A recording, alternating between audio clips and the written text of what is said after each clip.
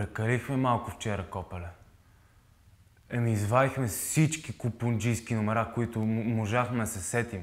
Това, кой ще шмърка, нали, така повече кокаин, да му рукне кръвта от носа. Кой ще гъврътне повече чаши, че да почне да вижда двойно. То аз припаднах 3 пъти. Или повече. Ужасно ти казвам.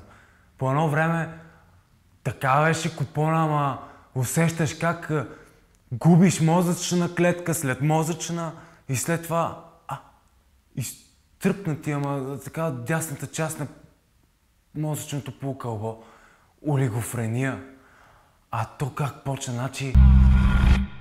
Седиме ние за тъгъла с Франки, дебнеме, нали, Луи и само гепваме го и го арестуваме. И право в апартамента, копале.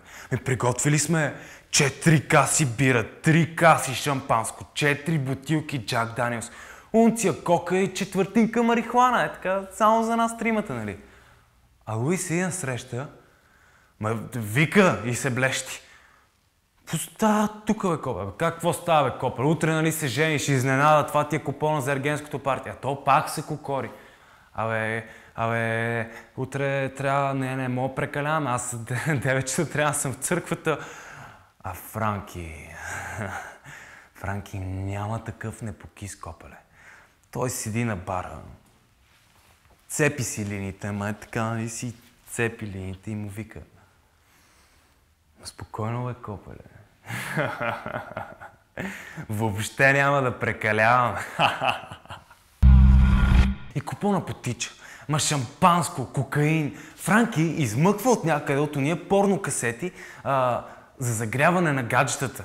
Ама не уния тъпите, а уния с сюжет. А мацката до мен, копале, седи и нищо не изпуска. Честно ти казвам, очите изтекоха. Вика ми, Мацо, такива неща харесват ли ти?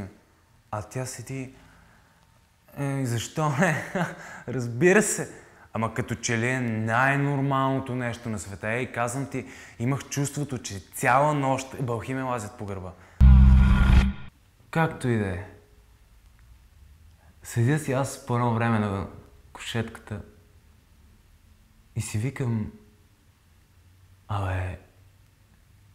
това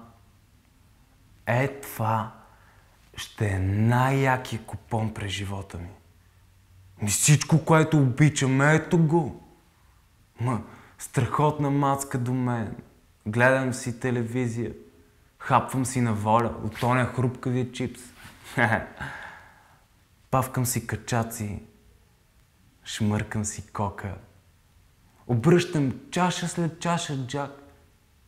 И го разреждам с шампанско. Това му викам аз култура, бе, копале.